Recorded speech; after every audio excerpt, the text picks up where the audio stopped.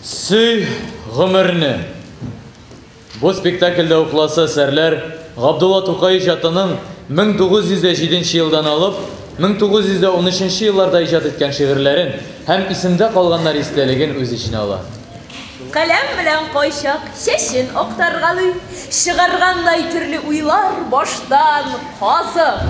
Яза шагыйрь каләмене кулдан куймый, бер юл язып ташлый тагын берне уйлый.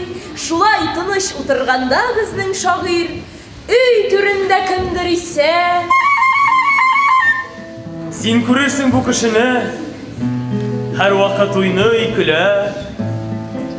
Ул шулай итеп халәте рухын яшермәкче була.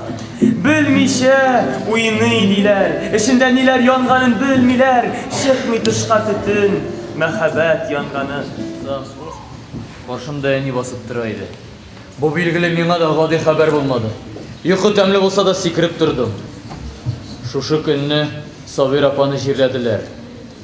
Аны җирләп берничә көн үтүгә әнинең әтигә: "Менә үксез бала асрасаң, авызың борының кан итәр.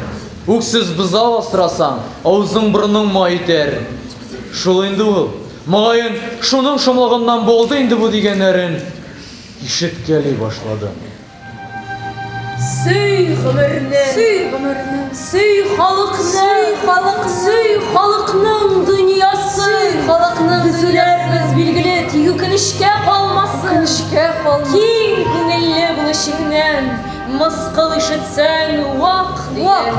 Таптасыннар, урласыннар, тик җаны